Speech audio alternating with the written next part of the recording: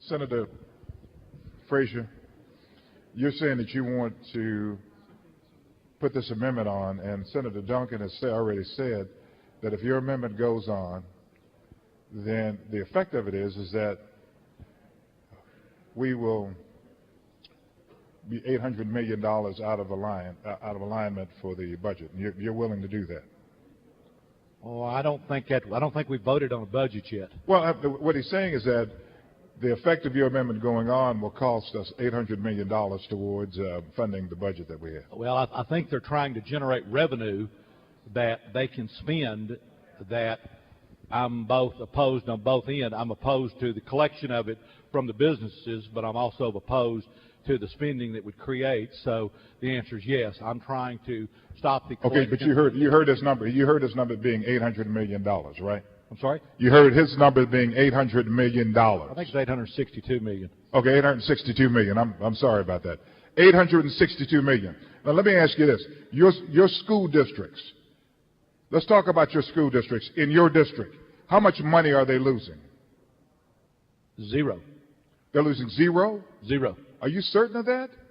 You talk, well... Between current funding of school districts and what we're proposing in the budget for funding schools in the state of Texas, do you know how much your school districts are losing? I don't believe we voted on a budget yet. Well, under the proposed... You voted on it under coming the out proposed of committee. Senate Bill 22, do you know how much your school districts are losing? I'm not advised. Okay. Are your school districts losing any money? Senator, until the budget comes to the floor and there is a vote by the membership and it goes to conference committee and the two sides get together and it comes back and we concur, then we will know. All right, very good. Have you had any telephone calls from your district, your school districts, talking about the number of teachers that are going to have to be laid off? And I'm not in favor of laying off. Have you had any telephone calls from your district talking about the number of teachers that are going to have to be laid off? Okay, you're going to have to repeat that because I couldn't hear you. Have you had any telephone calls from your senatorial district concerning the number of teachers that might have to be laid off if we pass the House budget? I'm sorry, I couldn't understand you. Could you repeat it one more time? He can no longer understand. So you don't know what you've had. All of us are getting calls from concerned teachers and school people across the state, and I'm very aware of the fact. And if you will remember, I was one of the ones who stood in this back room with Senator Shapiro when we requested it. We put $6 billion to restore the funding in the budget. Exactly my point. Exactly my point.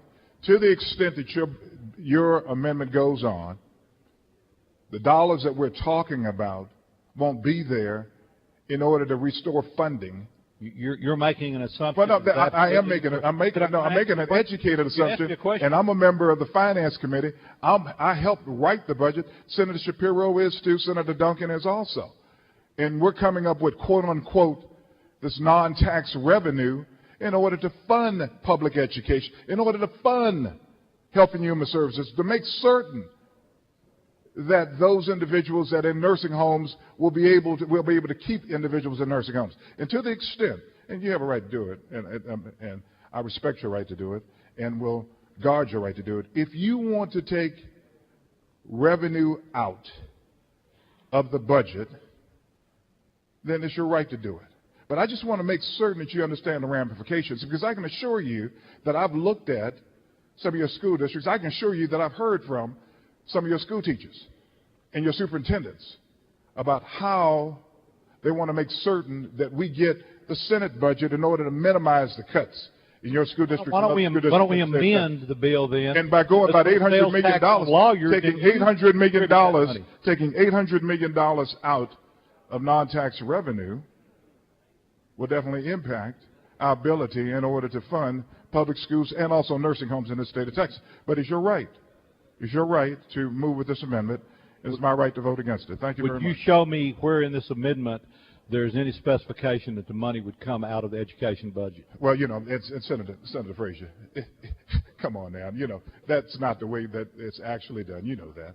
The reality is this is $800 million that will be a part of the general revenue that we will collect in order to fund the budget in the state of Texas. And I would make the case that there's a lot of places we could. So what you're saying is that you want to take the $862 million, and make certain that it's targeted to funding public schools. Is that what you want to do? That was not said at all. Okay, but you want to spend money on public schools in the state of Texas. Yes. But you just don't want to spend this money on public schools in the state of Texas. This amendment doesn't address that. It takes $862 million out of the budget, right? $862 million. It takes it out of the budget, right? To the extent money that businesses in the past have not had to pay, that they're having to pay in advance. Senator, and you know what? And here's the situation.